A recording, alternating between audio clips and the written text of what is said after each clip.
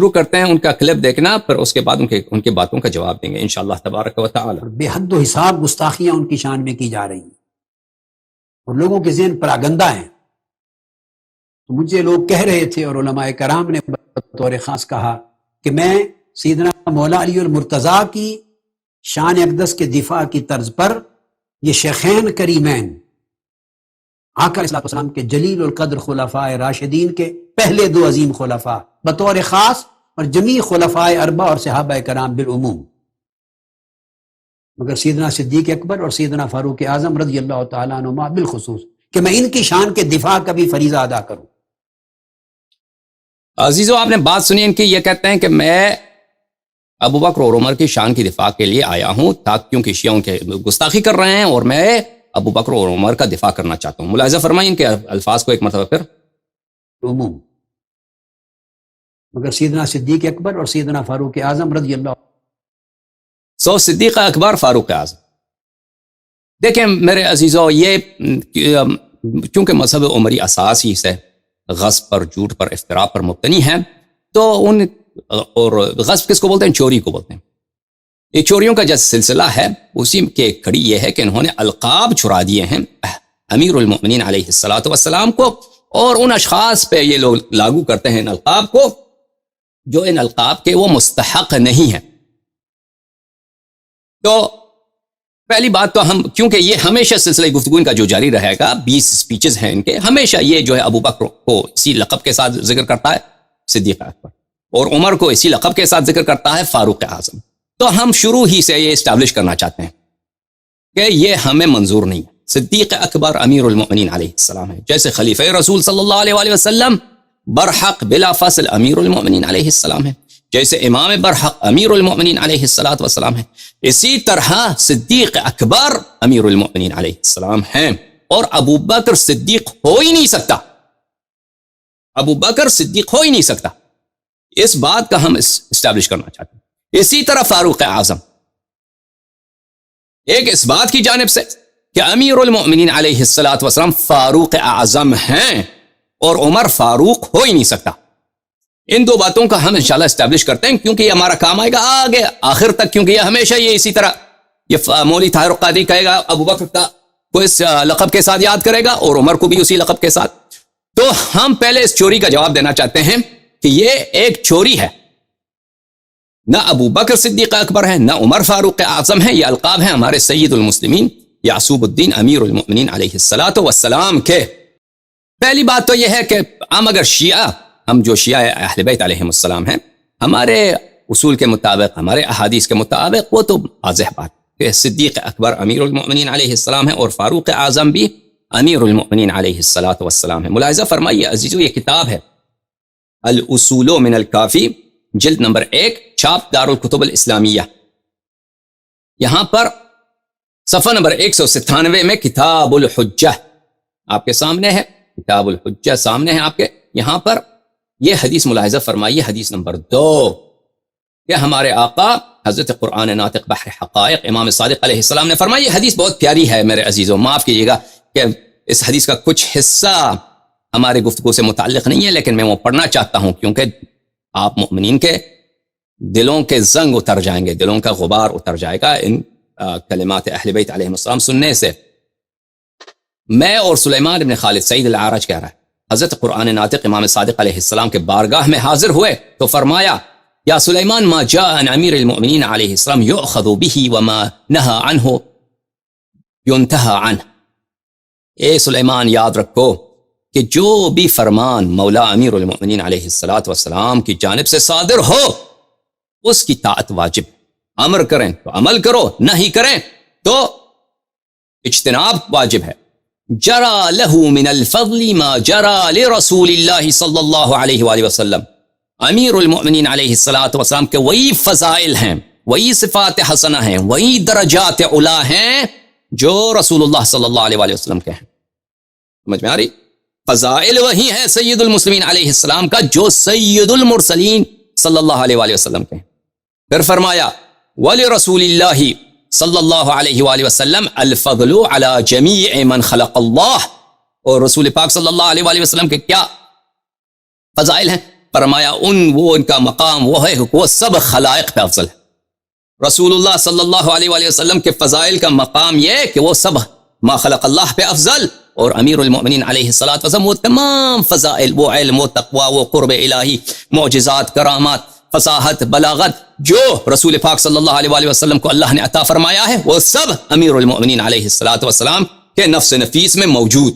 اچھا، پھر فرمایا المعیب علی امیر المؤمنین علیہ السلام فی شیء من احکامہ کالمعیب علی اللہ عز وجل وعلی رسولہ صلی اللہ علیہ وآلہ وسلم۔ جو بھی شخص سید المسلمین امیر المؤمنین علیہ الصلوۃ والسلام کے کسی بھی حکم، کسی بھی فیصلے پہ عیب اٹھاتا ہے، وہ ایسا ہے کہ اللہ تعالی پر عیب اٹھاتا ہو، کہ اللہ سے کسی نقص کو، کسی عیب کو، کسی خامی کو نسبت دے۔ والراد علیہ فی صغیرۃ او کبیرۃ علی حد الشرک باللہ، جو شخص سید المسلمین امیر المؤمنین علیہ الصلوۃ والسلام کہ کسی چھوٹے یا بڑے کام، کسی چھوٹے خفیف جزئی یا کسی بڑے اہم بات پر اعتراض کرے، اس کو رد کرے، قبول نہ کرے، وہ ایسا ہے کہ اس نے اللہ کے مسترد کیا ہے، جیسا ہے کہ اس نے بتوں کے سامنے سجدہ کیا ہے، یہ بالکل شرک باللہ، شرک باللہ۔ سمجھ میں آ رہی بات؟ کان امیر المؤمنین صلوات اللہ علیہ باب اللہ الذی لا یؤتی الا منہ، امیر المؤمنین علیہ الصلوۃ والسلام اللہ کے وہ دروازے ہیں کہ اللہ کی رضا، اللہ کی شریعت، اللہ کی معرفت، اللہ کے بخشش تک پہنچنے کا ایک ہی طریقہ ہے، ایک ہی دروازہ ہے۔ وہ دروازہ کون سا ہے؟ اس دروازے کا نام ہے امیر المؤمنین علیہ السلام۔ دین الہی، معرفت الہی، توحید الہی، رضا الہی، بخشش الہی، اور اللہ تعالیٰ کے شریعت اور دین کی معرفت، ایک ہی راستہ ہے۔ اس راستے کا نام کون؟ اس راستہ کا نام سید المسلمین امیر المؤمنین علیہ السلام۔ وَسَبِيلُهُ الَّذِي مَنْ سَلَكَ بِغَيْرِهِ هَلَكَ، جان لو کہ امیر المؤمنین علیہ السلام وہ صراط اللہ المستقیم ہے، وہ سبیل اللہ ہے، وہ اللہ کا راستہ ہے کہ کسی نے بھی کسی دوسرے راستے کو اختیار کیا، جو بھی شخص ہو وہ بدبخت ہو گیا، ہلاک ہو گیا۔ ہلاکت دینی لٹریچر میں جب ہلاکت کا نام لیا جاتا ہے تو اس سے مطلب یہ کہ وہ جہنمی ہو جاتا ہے۔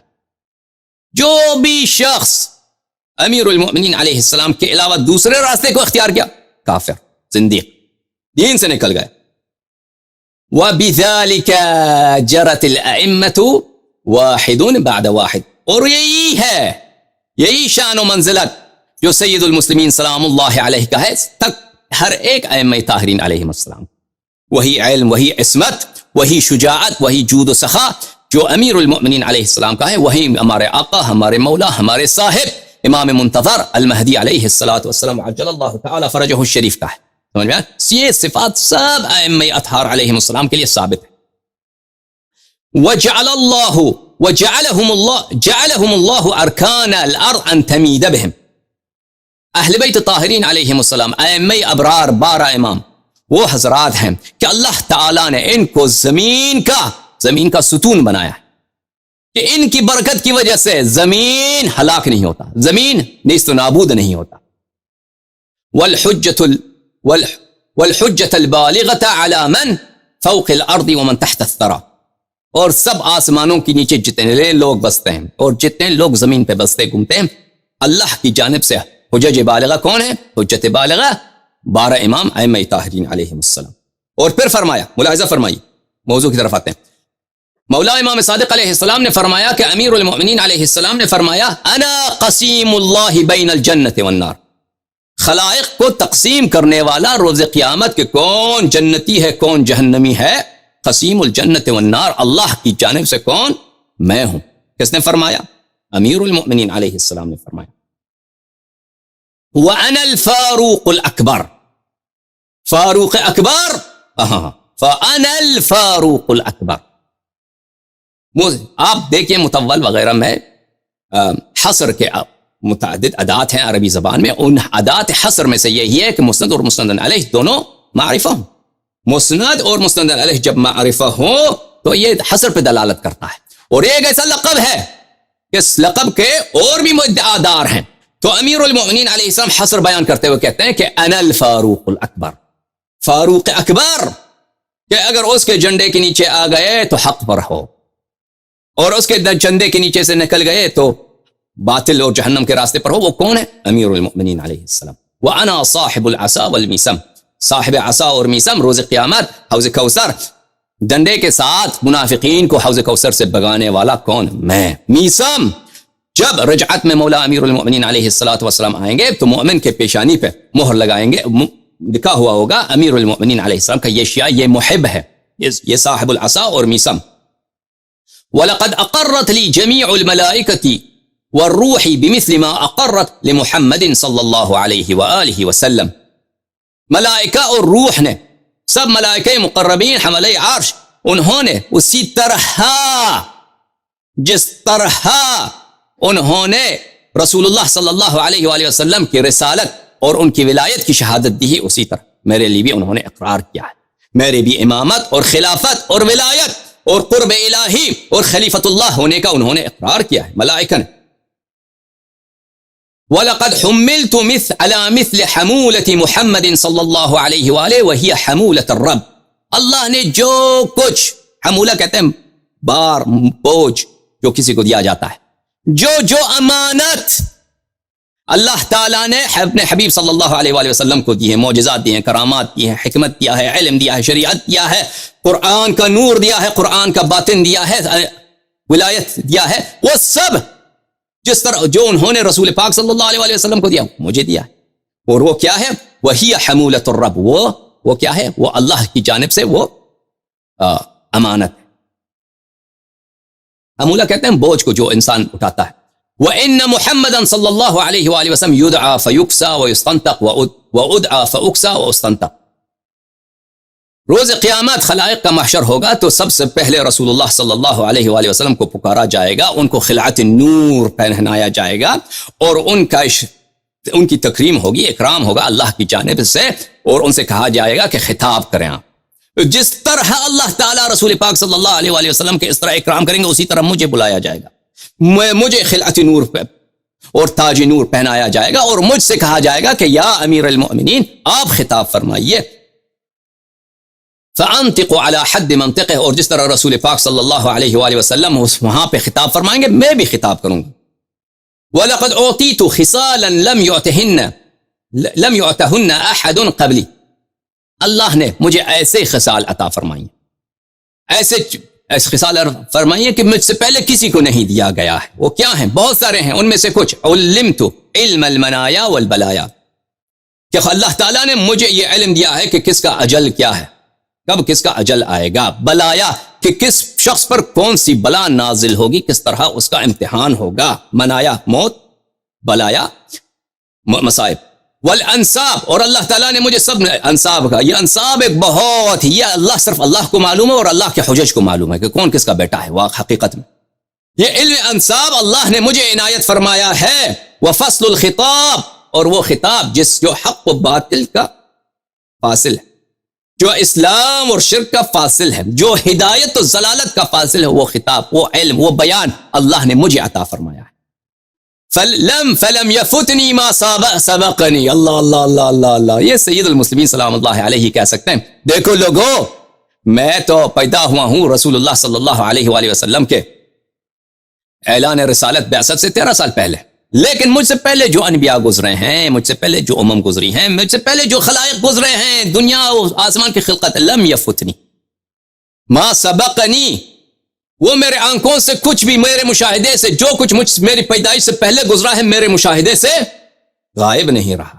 اللہ سبحان اللہ سبحان اللہ سبحان اللہ، فاروق اعظم کو، صدیق اکبر کو، یا سبحان اللہ۔ وَلَمْ يَعْزَبْ عَنِّي مَا غَابَ عَنِّي، جو چیز میرے آنکھوں کے سامنے نہ ہو، میرے ظاہری حس کے سامنے نہ ہو، مثلا کمرے میں بیٹھے ہیں یا کسی میدان میں تشریف فرما ہے، وہاں پہ کوئی چیز نہیں ہے، وہ بھی مجھ سے دور نہیں ہے۔ اگر میرا شیعہ امریکہ میں ہے، میرا شیعہ ہندوستان میں ہے، مولا امیر المؤمنین علیہ السلام ظاہری لحاظ سے نجف اشرف میں ہے، آپ پکاریے تو صحیح، پکاریے تو صحیح، یا امیر المؤمنین مدد۔ فرمایا کہ جو میرے سامنے نہیں ہے وہ مجھ سے دور نہیں ہے۔ ابشر باذن اللہ واودع عن اللہ عز وجل، میں جو بھی آپ کو سناتا ہوں خبر سناتا ہوں، فضائل سناتا ہوں، بشارتیں دیتا ہوں، یہ اللہ کی جانب سے. اور جو بھی حلال و حرام جو بھی میرا بیان ہوتا ہے وہ اللہ کا کلام ہے، اللہ کی جانب سے. کل ذالک مکننی اللہ فیہ باذنہ، یہ سب کچھ اللہ کا. میں اللہ نہیں ہوں، میں خدا نہیں ہوں، میں خالق و رازق نہیں ہوں، میں اللہ کا بندہ ہوں. یہ سب کچھ اللہ نے مجھے عطا فرمایا ہے. اللہ کی یہ فضیلت ہے جو اس نے مجھے دیا ہے، دوسروں کو نہیں دیا ہے. مجھے حجت بنایا ہے، دوسروں کو حجت نہیں. ٹھیک ہے عزیزو، صحیح ہے. ہمارے کتب میں آپ کہیے گا کہ ہمارے کتب جماعت مخالفین کے لیے حجت نہیں. کوئی بات نہیں، ہمیں پتہ ہے کہ ان کے لیے حجت نہیں. ہم ان کی کتب سے ثابت کریں گے، ابھی آ رہے ہیں اس کی طرف. ان کی کتب سے بھی ثابت کریں گے کہ ابو بکر صدیق نہیں ہے، عمر فاروق نہیں ہے. ان کے کتب سے ثابت کریں گے کہ امیر المؤمنین علیہ الصلوۃ والسلام صدیق ہیں اور فاروق ہیں. ملاحظہ فرمائیے. پھر جلد نمبر 8واں مجلد کتاب کافی شریف، چھاپ دارالکتب الاسلامیہ تہران میں، روضہ کافی، یہاں پہ صفحہ نمبر 18 میں ایک طویل خطبہ ہے سید المسلمین یعصوب الدین امیر المؤمنین علیہ الصلوۃ والسلام سے، کہ حضرت قرآن ناطق بحر حقائق امام باقر علوم الرحمن علیہ الصلوۃ والسلام نے روایت فرمایا ہے. ملاحظہ فرمائیے اس خطبے میں بہت طویل خطبہ ہے، یہ صفحہ نمبر 18 سے شروع ہوتا ہے، لیکن ہم آپ کو دکھائیں گے صفحہ نمبر 30 پر ایک فقرہ. فرمایا امیر المؤمنین علیہ السلام نے الا وانی فیکم ایھا الناس، الا وانی فیکم ایھا الناس کہارون فی آل فرعون. یا اللہ یا اللہ یا اللہ یا اللہ، انت منی بمنزلۃ ہارون.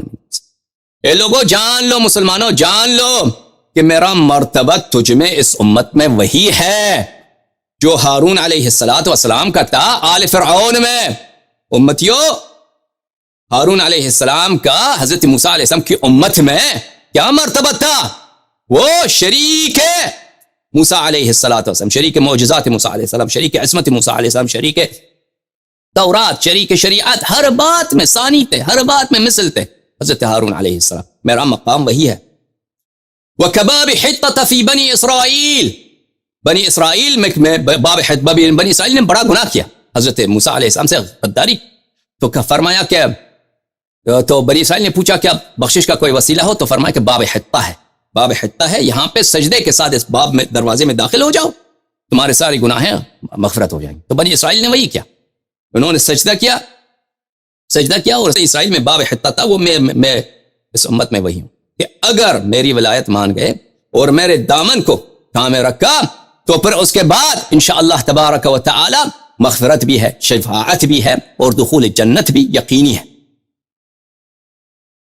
وَكَسَفِينَةِ نُوحٍ فِي قَوْمِ نُوح، اور میرا مقام وہی ہے مسلمانوں جان لو کہ سفینہ نوح کی کشتی، قوم نوح میں نوح کی کشتی. ہاں، کشتی سے جو باہر رہ گئے کیا ہوا ان کا؟ کشتی سے جو باہر رہ گئے وہ جہنمی بن گئے. کشتی سے دنیا میں بھی غرق، آخرت میں تو عذاب ہی عذاب. اب کشتی پہ سوار ہو گئے، چاہے گناہگار ہی کیوں نہ ہو، کوئی شرابی ہوا ہوگا حضرت موسیٰ نوح علیہ السلام، ٹھیک ہے نا، بے نماز بھی ہوا ہوگا. کشتی میں داخل ہو گئے تو نمازی بن گیا، کشتی میں داخل ہو گیا تو شراب اس نے چھوڑ دی، کشتی میں داخل ہو گیا تو توبہ اس کا قبول، کشتی میں داخل ہو گیا تو شفاعت اس کو ضرور شامل، کشتی میں داخل ہو گیا تو اس کی مغفرت ہے کہ نہیں. تو فرمایا کہ میں سفینہ کشتی نوح کی طرح ہوں قوم بنی اسرائیل میں. انی النبأ العظیم عما يتساءلون عن النبأ العظیم الذی هم فیہ مختلفون. وہ بہت بڑی بات. نبأ عظیم کا ترجمہ کریں کون سی؟ سورہ نبأ قرآن مجید میں. ترجمہ اردو میں کریں تو کیا؟ یعنی بہت بڑی بات. عما يتساءلون، مسلمان آپس میں کس موضوع پہ بات کر رہے ہیں؟ عما يتساءلون عن النبأ العظیم، ایک بہت بڑی بات کے متعلق بات کر رہے ہیں. اور بات جب بہت بڑی ہو تو مبہم بیان کیا جاتا ہے. ابہام لانے کا ایک مقصد کیا ہے؟ عظمت بیان کرنا. ان النبأ العظیم، وہ عظیم بات جو امت والوں کو سمجھ نہیں آ سکتی، جو انبیاء کے مقام سے بھی اعلیٰ ہے، وہ ان النبأ العظیم میں ہوں. والصدیق الاکبر، صدیق اکبر میں ہوں، صدیق اکبر میں ہوں. وَعَنْ قَلِيلٍ سَتَعْلَمُونَ مَا تُوعَدُونَ، اور انشاءاللہ موت قریب ہے. ہاں، تو ابھی جو کچھ انکار کرتا ہے، شک کرتا ہے، شک کر، موت آنے والا ہے، پھر پتہ چل جائے گا. مرنے سے پہلے ہی پتہ چل جائے گا کہ وہاں پہ آپ کو زقوم کا جام، زقوم کا طعام اسی دنیا میں مرنے سے پہلے ملائکہ کھلائیں گے، اور اس کے بعد وہ آگے جو وہ آپ کو لے کے جایا جائے گا وہ تو الگ بات، اچھی بات. تو ہمارے روایات کے متعلق یہ میں نے بہت اختصار کے ساتھ جلدی کے ساتھ پڑھتے ہوئے میں نے آپ کو یہ سنا ہے، کیونکہ ہماری اصل بات جو ہے جماعت مخالف کے ساتھ، لیکن جماعت مخالف کیونکہ وہ ہم سے بات کر رہے ہیں، ہم سے بات کریں ہمیں حق پہنچتا ہے کہ ہم اپنا جیسے وہ اپنے روایت بیان کر رہے ہیں، ہمیں بھی حق پہنچتا ہے کہ ہم کہتے ہیں کہ ہمارے نقطۂ نظر کے مطابق جماعت عمریہ کے احادیث کی کوئی حجیت نہیں ہے، ہمارے نقطۂ نظر کے مطابق یہ ہے صدیق اکبر کے لقب کا حامل کون، فاروق اعظم کا لقب کا حامل کون، ہمارے نقطۂ نظر میں یہ ہے اچھی بات میرے عزیز۔ اب شیعہ کتب سے استدلال نہیں کریں گے، مخالفین کے کتب سے استدلال کریں۔ دو باتیں، ایک کہ صدیق اکبر امیر المؤمنین علیہ السلام ہیں، دوسری بات کہ ابو بکر صدیق اکبر ہو ہی نہیں سکتا، صدیق ہی نہیں ہو سکتا، وہ صدیق ہی نہیں ہے، نہ صرف صدیق اکبر نہیں بلکہ صدیق ہی نہیں ہے۔ انشاءاللہ تعالی یہ دونوں باتیں آپ کی خدمت میں انشاءاللہ تبارک و تعالی ثابت کریں گے۔ اب آپ تسلی سے باتیں سن لیجئے ان باتوں میں، کیونکہ تاریخ اتنا گناؤنی ہے اسلام کی، تاریخ اتنی تاریخ ہے، اس میں اتنا ظلم ہوا ہے بہترینوں پر، جو اس امت کے بہترین تھے، جو رسول اللہ صلی اللہ علیہ وسلم کے نفس نفیس تھے، ان کے ساتھ اتنا ظلم ہوا۔ یہ تاریخ بہت دردناک تاریخ ہے۔ اگر میں نہیں چاہتا کہ میں ایسے الفاظ استعمال کروں جس سے آپ کے جذبات جو ہے مجروح ہوتے ہیں، یہ مجھ سے کوئی فائدہ نہیں ہے کہ آپ کو غصہ دلاؤں، اس میں میرا کوئی فائدہ نہیں، لیکن اگر بعض اوقات میں حقیقت بتاتا ہوں اور حقیقت آپ کو اچھا نہیں لگتا تو اس میں میرا قصور نہیں ہے، میری نیت یہ نہیں ہے کہ میں آپ کو غصہ دلاؤں، میں آپ کو رنجش دوں، میں آپ کو اذیت کروں، میں آپ کو بے آبرو کروں، یعنی مخالفین کو کہہ رہا ہوں کہ میں آپ کو ذلیل کروں، یہ میرا ہدف نہیں۔ میرا ہدف یہ ہے کہ آپ لوگوں نے، آپ جو ہمارے بھائی ہیں، بہنیں ہیں، اہل قبلہ ہیں، مسلمان ہیں، کلمہ گو ہیں، حضرت رسالت پناہ صلی اللہ علیہ وآلہ وسلم کی رسالت کے کلمہ پڑھتے ہیں، آپ لوگوں سے دین کو چھپایا گیا ہے۔ اصل میں صاحب دین کون ہے، اصل میں یہ اس دین کے اولیاء کون ہیں، یہ آپ سے چھپایا گیا ہے۔ غداروں کو دین کے اولیاء کے طور پہ آپ سے معرفی کیا گیا ہے۔ زیادہ بات مقدماتی تمہیداتی بات نہ کریں، کتب کی طرف چلیں میرے عزیزوں۔ چلیے، کتاب کون سا ہے؟ سنن ابن ماجہ، چاپ دار الفکر بیروت لبنان، صفحہ نمبر 49، حدیث نمبر 120۔ ملاحظہ فرمائیے، روایت ہے، اس کے سب رجال اس کے ثقہ، صرف عباد ابن عبداللہ الاسدی الکوفی اس کے متعلق کچھ ہے کہ یہ کیا یہ ثقہ ہے یا نہیں، باقی سب ثقہ ہے، صحیح ہے۔ ان سے روایت ہے کہ قال علی علیہ السلام، ابھی بھی بتا دوں کہ یہ صرف عباد ابن عبداللہ سے مروی نہیں، یہ کئی اور طرق سے بھی مروی ہے۔ زید ابن وہب نے بھی روایت کیا ہے، جو بخاری مسلم، اور وہ مخزرم ہے، اور وہ زید ابن وہب ابو سلیمان الجہنی، اس نے بھی یہ روایت کی ہے، ابھی شاید آئے گا۔ وہ رسول پاک صلی اللہ علیہ وسلم کے زمانے میں مسلمان ہوا اور نکل گیا تھا گھر سے رسول پاک صلی اللہ علیہ وسلم سے ملنے، ملاقات کرنے، راستے میں تھے کہ وہ رسول پاک صلی اللہ علیہ وسلم کا انتقال ہوا، ان کا ارتحال ہوا، تو ملاقات نہیں ہو سکے، اس لیے صحابہ میں ان کو شمار نہیں کیا گیا ہے، لیکن وہ بخاری مسلم کتب اربعہ سب کے نزدیک ثقہ ہے، انہوں نے بھی روایت کیا ہے۔ اس کے علاوہ کئی اور طرق سے بھی روایت ہے، سلمان نے روایت کیا، ابو ذر نے روایت کی، معاذ عدویہ نے روایت کیا، لہذا یہ کئی طرق سے مروی ہے، حدیث کے صحیح ہونے میں کوئی شک ہی نہیں ہے۔ اور اجلاء محدثین فرقہ عمریہ نے، انہوں نے اس حدیث کی کیا ہے، انہوں نے اس حدیث کی تصحیح کی۔ اچھا، روایت کون سی ہے؟ قال علی سید المسلمین علیہ السلام، مولا امیر المؤمنین علیہ السلام نے فرمایا، انا عبد اللہ، میں اللہ کا بندہ ہوں، واخو رسول ہی صلی اللہ علیہ وسلم، واحد شخص جو نسباً بھی رسول پاک صلی اللہ علیہ وسلم کے بھائی ہیں، اور مواخات صرف ایک شخص کو حاصل ہے، مواخات صرف ایک کو حاصل ہے، انت منی بمنزلت ہارون من موسیٰ، اس سے بھی مواخات ہی ثابت ہے کہ میں ہوں رسول پاک صلی اللہ علیہ وآلہ وسلم کا برادر بجان برابر، وانا الصدیق الاکبر، انا الصدیق الاکبر۔ میں نے کہا نا کہ مسند علیہ کی تعریف دلالت کرتی کس پر؟ حصر پر، ادات حصر میں سے ایک ہے، جیسے اللہ، جیسے اس بات بعد النفی، یہ سب ادوات نفی، ادوات حصر میں سے ہے۔ اسی طرح ادوات حصر میں سے ایک مبتدا اور خبر، مسند علیہ، دونوں معرفہ ہوں تو اس سے کیا ہوتا ہے؟ اس سے حصر ثابت ہوتا ہے۔ وَأَنَا الصِّدِّيقُ الْأَكْبَرُ، لَا يَقُولُهَا بَعْدِي إِلَّا كَذَّابٌ، میرے علاوہ اس کا ادعا کوئی نہیں کرتا کہ میں صدیق اکبر ہوں، مگر یہ کہ وہ بہت ہی جھوٹا ہے۔ اللہ بہت ہی جھوٹا. اب ہم ثابت کریں گے نا کہ ابو بکر یہ صدیق ہو ہی نہیں سکتا. اب مخالفین کے کتب سے ثابت کریں گے, مخالفین ہی کے کتب سے ثابت, اور ایسا ثابت کریں گے کہ جماعت عمریہ کا کوئی بھی بڑا سے مولوی ہو کہ رد نہ کر سکے. سمجھ میں آ رہی بات؟ لا صلیت قبل الناس ل7 سنین. کوئی مسلمان تھا ہی نہیں, کوئی مسلمان تھا ہی نہیں, صرف میں تھا, رسول پاک صلی اللہ علیہ وآلہ وسلم تھے, حضرت خدیجہ کبریٰ سلام اللہ علیہا تھی, ہم نماز پڑھتے, کوئی اور نماز پڑھنے والا ہی نہیں. اسی حدیث کے بنا پر بہت سارے محققین محدثین نے قبول کیا ہے کہ امیر المؤمنین علیہ الصلوۃ والسلام اول الناس اسلامہ ہیں, اور ابو بکر اول الناس اسلامہ نہیں ہے. اور صلیت, اسی جملے سے پتہ چلتا ہے صلیت قبل الناس ل7 سنین, کہ میرے علاوہ کوئی دوسرا ادعا کرے کہ صدیق اکبر ہے وہ جھوٹا ہے, میں دوسرے لوگوں سے 7 سال پہلے میں نماز پڑھتا تھا رسول پاک صلی اللہ علیہ وسلم سے, تو اس میں واضح الکنایۃ ابلغ من التصریح, اس میں واضح کنایہ ہے, اشارہ ہے ابو بکر کی طرف. اور عمری محدثین نے اس بات کی طرف اشارہ کیا, ہم آپ کو دکھائیں گے کہ امیر المؤمنین علیہ الصلوۃ والسلام کا اشارہ کس کی طرف, ابو بکر کی طرف ہے. اور یہ خود جب اشارہ یہاں پہ ابو بکر کی طرف ہے ایک یہاں پہ, اور صدیق اکبر کا لقب بھی کس کو دیا جا رہا ہے, ابو بکر کو دیا جا رہا ہے. اور امیر المؤمنین علیہ السلام فرمائے انا الصدیق الاکبر, صرف میں ہی صدیق اکبر ہوں. تو میں نے کہا نا مسند الیہ مطول وغیرہ میں دیکھیے, ادات حصر مفتاح العلوم سکاکی کی, اس میں یہی ہے کہ ادات حصر میں سے ایک مسند الیہ کی تعریف ہے. تو واضح ہو, آشکار ہے کہ یہاں کے فرمایا کہ میں ہی صدیق اکبر ہوں, واضح اشارہ ابو بکر کی طرف ہے. اچھا,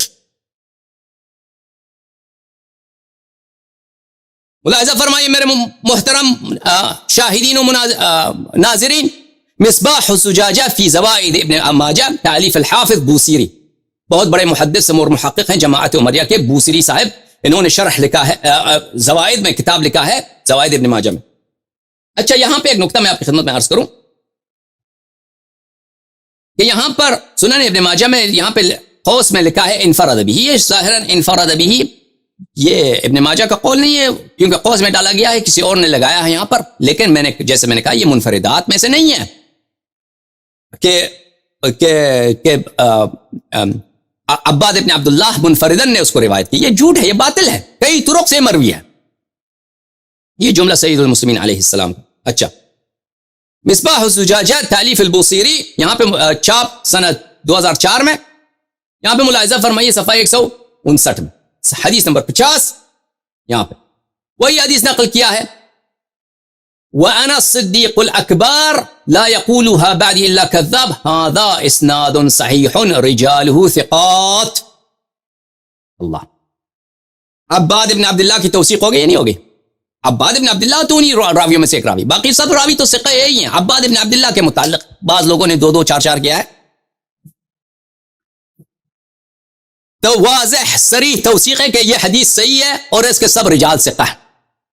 حدیث صحیح حجت ہوا کرتی نہیں کرتی, سمجھ میں آ رہی بات لوگوں. اچھا, ابو بکر ابن ابی شیبہ کوفی نے اس کو اپنے مسند, ابو بکر ابن ابی شیبہ کے تصنیفات ایک سے زیادہ ہیں, ایک مسند ہے ایک مصنف ہے. مسند موجود ہے ہمارے پاس, لیکن وہ اس مسند میں ہم نے نہیں دیکھا ہے کہ یہ حدیث موجود ہے, لیکن وہ پرانے زمانے میں بہت سارے ایسے کتب میں بہت ساری احادیث تھیں جو اب ان سے غائب کیا گیا ہے ان کو. تو ان کا واضح جملہ ہے کہ ابو بکر ابن ابی شیبہ نے مسند میں, اپنے مسند میں, ابی سلیمان الجہنی جو وہب ابن زید ہیں, ان کے طریق ابو سلیمان الجہنی جو رجال بخاری مسلم کتب اربعہ میں سے ہیں اور بہت بڑے تابعی ہیں, اور وہ مخزرم ہیں, یعنی رسول پاک صلی اللہ علیہ وسلم کے حیات اقدس میں مسلمان ہوئے تھے لیکن ملاقات نہیں ہو سکی, اور وہ کوفے کے تھے, اور وہ سب جنگوں میں امیر المؤمنین علیہ الصلوۃ والسلام کے انہوں نے ساتھ دیا ہے, جمل میں عائشہ کے خلاف, صفین میں معاویہ کے خلاف, اور اس کے علاوہ نہروان میں خوارج کے خلاف ساتھ دیا ہے. لیکن یہ رجال بخاری مسلم ان میں سے, انہوں نے بھی روایت کی ہے امیر المؤمنین علیہ السلام سے. فذکرہ, اسی حدیث کو روایت کیا ہے, صرف آخر میں ہے لا یقولها قبلی, اس میں یہ بھی ہے کہ لا یقولها قبلی, میں صدیق اکبر ہوں, مجھ سے پہلے بھی کسی نے ادعا نہیں کیا ہے مگر یہ کہ وہ کذاب, میرے بعد بھی ادعا نہیں کرتا مگر یہ کہ وہ کذاب ہے. سمجھ میں آ رہی بات آپ کو؟ ورواہ محمد ابن یحییٰ ابن ابی عمر فی مسندہ، انہوں نے بھی روایت کیا ہے کس کی طریق سے؟ اب یحییٰ کی طریق سے، ان علی ابن ابی طالب علیہ السلام باسنادہ، اپنے سند کے ساتھ روایت کیا ہے، بلے اس میں آخر میں یہ ہے فقالها رجل فاصابته جنہ.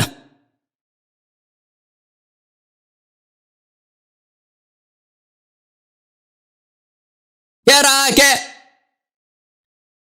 محمد ابن ابی یحییٰ ابن عمر نے بھی اپنے مسند میں روایت کیا ہے، اس میں یہ آخر میں یہ ہے کہ ایک شخص نے اس نے یہی ادعا کیا، مصنف نے وہاں پہ لکھا ہے اپنے زمانے میں ایک شخص، ہمارے زمانے میں ایک شخص نے ادعا کیا کہ میں بھی صدیق اکبر ہوں، تو فوراً اس کو کیا ہو گیا؟ اس کو جنون لگ گیا، اس کو جنون لگ گیا، وہ پاگل ہو گیا.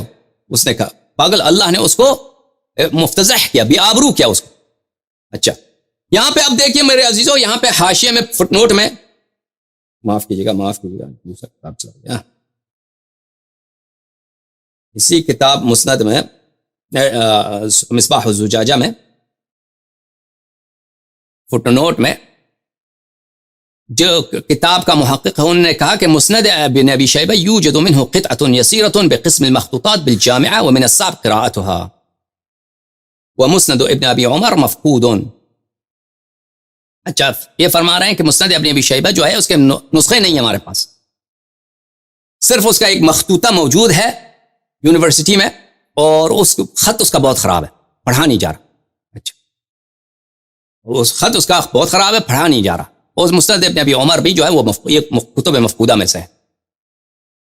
ٹھیک ہے، مجھے لگتا ہے میرے پاس ایک مخطوط نسخہ ہے مسند ابن ابی شیبہ، پی ڈی ایف ہے ایک نسخہ. اب مجھے لگتا ہے اب دوبارہ چیک کرنا ہوگا، کافی عرصہ ہوا میں نے چیک نہیں. میں پانی پی لوں، پیاس لگی.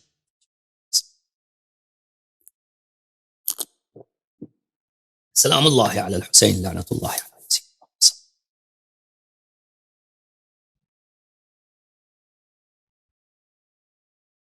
یہ کتاب ہے شرح سنن ابن ماجہ، تالیف الشیخ ابو الحسن الحنفی السندی. اچھا یہ سندھ کے سہارن ٹٹا کہتے ہیں، یعنی 2-3 صدی پہلے گزرے ہیں ابو الحسن سندھی. کئی کتب پہ ان کے بہت اچھے حواشی ہیں کتب حدیث میں، بہت بڑے عالم دین گزرے ہیں. یہ انہوں نے شرح لکھا ہے کس کا؟ کتاب ہے سنن ابن ماجہ قزوینی، جزء اول، چاپ دار الجیل بیروت. یہاں پہ ملاحظہ فرمائیے صفحہ نمبر 57 میں اسی حدیث کو انہوں نے نقل کیا ہے. یہ متن ہے ابن ماجہ کی. اب شرح اگلے صفحے پہ، ہاں كأنه اراد بقوله، ہاں ابو الحسن سندھی فرماتے ہیں كأنه اراد بقوله الصدیق الاکبر انه اسبق ایمانا من ابی بکر ایضا. امیر المؤمنین علیہ السلام نے فرمایا انا الصدیق الاکبر، میں ہی صدیق اکبر ہوں. واضح روشن ابو الحسن صدیق فرماتے ہیں کہ یہ جملہ امیر المؤمنین علیہ السلام کا اشارہ ابو بکر کی طرف ہے. یہ کنایہ مار رہے ہیں ابو بکر کو کہ تم ادعا کرتے کہ ابو بکر صدیق، نہیں، صدیق اکبر تو میں ہوں. اور اس بات سے استدلال کرتے ہیں، اس بات سے ادعا کرتے ہیں کہ وہ ابو بکر سے پہلے اسبق ایمانا ہے. ابو بکر کہاں؟ ابو بکر تو بتوں کو سجدہ کرتے تھے، نماز پڑھتے تھے 4 رکعت، 5 رکعت، 20 رکعت سب بتوں کے لیے. وہ اس زمانے کی بات. رسول پاک صلی اللہ علیہ وسلم کے ساتھ کون نماز پڑھتے تھے؟ امیر المؤمنین علیہ السلام. وفي الإصابة في تمييز الصحابة، تأليف حافظ ابن حجر الأسقلاني صاحب فتح الباري. إصابة میں في ترجمة علی علیہ السلام امیر المؤمنین علیہ السلام کے زندگی نامے میں انہوں نے لکھا ہے هو اول الناس اسلاما في قول الكثير من اہل العلم، قول الكثير من اہل العلم. حافظ ابن حجر نے اعتراف کیا ہے کہ کثیر محققین اور علماء کے نزدیک اول الناس اسلام، اول الناس ابو بکر نہیں ہے. وہ کون ہے؟ وہ سید المسلمین، اخو رسول اللہ صلی اللہ علیہ وآلہ وسلم، الذي هو منه بمنزلة هارون من موسى، امیر المؤمنین علیہ السلام. واضح ہوا نا بات کہ امیر المؤمنین علیہ السلام یہاں پہ اس جملے میں کنایتاً کس کی بات کر رہے ہیں؟ ابو بکر کی بات کر رہے ہیں. ملاحظہ فرمائیے مصنف میں جو جملہ ہے، مصنف ابن ابی شیبہ، ایک تو مسند ابن ابی شیبہ ہے جس کے نسخے نہیں ہیں، ٹھیک ہے نا، اور اگر ہے تو اس میں وہ حدیث نہیں ہے جس کے حدیث کی بات کر رہے ہیں. کہ انا صدیق الاکبر. لیکن حافظ البوصیری نے تصریح کیا کہ یہ حدیث وہاں پر موجود ہے اس مسند ابن ابی شیبہ میں. مصنف کا اس نے ذکر ہی نہیں کیا, مسند میں کہا کہ موجود ہے. ٹھیک ہے نا. ابھی جو مصنف میں حدیث زید ابن وہب ہے, وہ وہب ابن زید ہے, وہ ملاحظہ فرمائی. مصنف ابن ابی شیبہ والمجلد العاشر 10واں مجلد, اس میں چھاپ الفاروق الحدیثہ سنہ 2008 میں چھپی ہے, مدینہ منورہ میں, بلکہ قاہرہ میں چھپی ہے, مصر میں. صفحہ نمبر 483, حدیث نمبر 32667, جو وہی ہے سلیمان جوہنی ہے. قال سمعت علی علیہ السلام علی المنبر وهو يقول, میں نے سنا اپنے کانوں سے کہ امیر المؤمنین علیہ الصلوۃ والسلام منبر پہ تشریف فرماتے اور وہ فرما رہے تھے, اس طرح خطاب کر رہے تھے, انا عبداللہ واخو رسولہ صلی اللہ علیہ وآلہ, میں عبداللہ اور میں رسول پاک صلی اللہ علیہ وسلم کا نفس نفیس, ان کا بھائی. اچھا, لم يقلها احد قبلی, مجھ سے پہلے کسی نے ادعا نہیں کیا ہے, ولا يقولها احد بعد الا كذاب مفتر, اور میرے بعد بھی ادعا نہیں کرے گا اس بات کو مگر یہ کذاب مفتر ہو, مفتری, کذاب مفترن, کذاب مفترن, مفترن قاضی کی طرح, قاضی. اس کا اعراب یہ ہے کہ یہ نکرے کی حالت میں ہو تو یہ لام الفعل اس کا حذف ہو جاتا, کذاب مفترن. یہاں پر انا صدیق الاکبر نہیں ہے, انا صدیق الاکبر کا فقرہ نہیں ہے, انا صدیق الاکبر کا فقرہ نہیں, لیکن حدیث وہی زید بن وہب کی جو میں نے کہا کہ رجال بخاری مسلم اور کتب اربعہ کے رجال میں سے, یہاں پہ نہیں ہے. لیکن حافظ بوصیری نے شہادت دی ہے کہ مسند میں یہ ہے, ثابت ہو گیا نا, مسند میں یہ ہے. حافظ بوصیری نے مصنف کا ذکر ہی نہیں کیا, مسند کا ذکر کیا, مسند ابن ابی شیبہ. پھر صفحہ نمبر 485 میں انہوں نے عباد ابن عبداللہ سے یہی حدیث نقل کیا ہے, انا عبداللہ واخو رسول اللہ صلی اللہ علیہ وآلہ وانا صدیق الاکبر.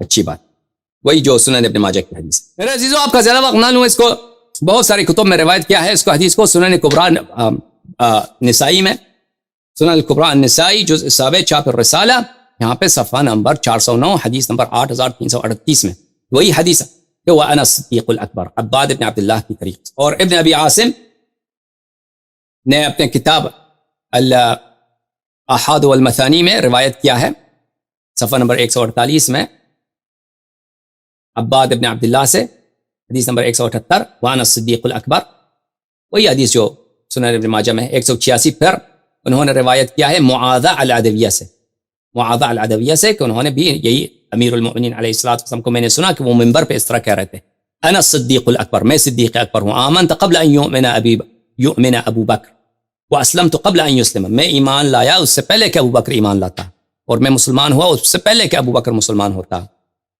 پھر دوسری سند کے ساتھ معاذہ عدویہ سے روایت کی ہے. ملاحظہ فرمائیے کہ کتاب ہے السنہ لابن ابی عاصم, تحقیق الشیخ باسم فیصل الجوابرہ, جزء الاول چھاپ دار السمیعی, سنہ 1998 میں چھپی ہے کتاب. یہاں پہ صفحہ نمبر 888 میں حدیث نمبر 1359, سمعت علی علیہ السلام یقول, عباد ابن عبداللہ, وہی حدیث, وانا الصدیق الاکبر. اس میں انہوں نے ڈاکٹر باسم فیصل الجوابرہ جو سعودی عرب میں وہ حدیث کے پروفیسر ہیں, انہوں نے اس کے حدیث کو کچھ نہیں ملا, کہاں اسناد ضعیف جدا فی عباد بن عبداللہ, صرف اس میں عباد ابن عبداللہ ہے. کیوں اس عباد ابن عبداللہ کا مشکل کیا ہے؟ کہا کہ بخاری نے کہا کہ فیہ نظر, ابن حزم نے کہا ہے کہ مجہول, ابن حزم نے کہا ہے کہ مجہول, اور بخاری نے کہا کہ فیہ نظر. فیہ نظر یعنی اس میں ایک بات ہے, فیہ نظر کا ترجمہ کریں گے یعنی اس میں ایک بات ہے. اب ہم اس جرح کا جواب دیں گے ابھی تھوڑی دیر بعد. یہ کتاب ہے المستدرک علی الصحیحین للحافظ النیسابوری, چھاپ دار التحصیل, المجلد الخامس, چھپی ہے سنہ 2014 میں. یہاں پہ ملاحظہ فرمائیے صفحہ نمبر 306 میں, عباد ابن عبداللہ الاسدی روایت فرماتے ہیں امیر المؤمنین علیہ السلام سے, انا انی عبداللہ واخو رسولہ صلی اللہ علیہ وآلہ وانا الصدیق الاکبر. اس حدیث کو نقل کرنے کے بعد حاکم نیشابوری فرماتے ہیں صحیح علی شرط الشیخین ولم یخرجہ, یہ حدیث صحیح ہے بشرط شیخین, بشرط بخاری و مسلم. اب شرط بخاری و مسلم کون ہے؟ وہ خود حافظ حاکم نیشابوری اپنے کتاب کے مقدمے میں بتاتے ہیں کہ میرے نزدیک شرط بخاری مسلم یہ ہے کہ اس حدیث کے سارے رجال بخاری مسلم کے جیسے ہوں. لازمی نہیں کہ بخاری مسلم کہ رجال ہوں، نہیں، بخاری اور مسلم کے رجال جیسے ہوں وثاقت میں اور اعتبار و عدالت، اعتبار و عدالت، تو ان کے نزدیک یہ حدیث صحیح ہے بشرط الشیخین۔ میرے عزیزو، یہاں پہ میں ایک دو جملے آپ کی خدمت میں عرض کروں۔ آپ نے حافظ بوصیری کا آپ نے شہادت سنا کہ اس حدیث کے سب رجال ثقہ ہیں، تو اس میں کون بھی شامل ہے؟ عباد بن عبداللہ بھی شامل ہے۔ اس کے علاوہ حاکم کا بھی آپ نے سنا کہ اس نے کہا کہ یہ حدیث بشرط شیخین صحیح ہے، اور مقدمے میں اپنی کتاب کے شروع میں وہ کہتا ہے کہ میرے نزدیک شرط شیخین یہی ہے کہ حدیث، میرے اس کتاب کے احادیث اسی جیسے ہوں جیسے بخاری و مسلم کے رجال ہیں، وثاقت اور عدالت۔ یہ جملہ بھی آپ کی خدمت میں عرض کرتا چلوں کہ بخاری مسلم کے بہت سارے رجال ہیں جن کی جرح کی گئی ہے، بری طرح جرح کی گئی ہے۔ عباد بن عبداللہ کے متعلق تو صرف بخاری نے اتنا کہا کہ فی ہے نظر، اس میں نظر ہے، ٹھیک ہے نا، اس سے زیادہ تو نہیں کیا۔ بخاری مسلم میں ایسے بہت سارے رجال ہیں جن کی بہت ہی زیادہ سخت شدید جرح کیا گیا ہے، سمجھ میں آ رہی نا بات؟ بوصیری کے نزدیک عباد بن عبداللہ ثقہ، حاکم نیشابوری کے نزدیک عباد بن عبداللہ جو بالکل بخاری اور مسلم کے جیسے رجال ہیں، وثاقت و عدالت میں اسی مرتبے پہ فائز۔ اچھا، آپ کی خدمت میں عرض کروں کہ بہت سارے ایسے نسخے ہیں مستدرک صحیحین کے کہ اس میں سے یہ فقرہ حاکم کا کہ صحیح علی شرط الشیخین نکالا گیا ہے۔ اکثر جو نسخے آپ کو ابھی مطبوعہ ملیں گے مستدرک حاکم کے، اس میں یہ جملہ حذف کیا ہوا ہے، صحیح علی شرط الشیخین، لیکن یہ جو دار التحصیل کا نسخہ ہے اس میں یہ موجود ہے۔ اور اسی طرح اکابر فرقہ عمریہ کے پاس جیسے ابن حجر عسقلانی ہے، جیسے ذہبی ہے، ان کے پاس جو مستدرک کے نسخے تھے اس میں یہ جملہ درج تھا کہ صحیح علی شرط الشیخین۔ اس کی دلیل کیا ہے میرے عزیزو؟ دلیل یہ اتحاف المحرہ بالفوائد المبتکرہ من اطراف العشرہ، تالیف حافظ ابن حجر عسقلانی، جلد نمبر 11، چھپا ہے یہ کتاب مدینہ منورہ میں۔ ملاحظہ فرمائی یہاں پر صفحہ نمبر 540، حدیث نمبر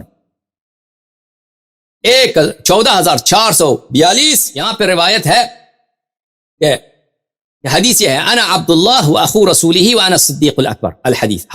حاکم نے اس حدیث کو روایت کیا ہے، حاکم نے اس حدیث کو روایت کیا، اور اس حدیث کو روایت کرنے کے بعد حاکم نے کہا ہے صحیح علی شرطہم۔ پتہ چلا کہ ابن حجر کے نزدیک جو نسخہ مستدرک کا تھا اس میں بھی تصحیح علی شرط شیخین موجود ہے اس حدیث کا۔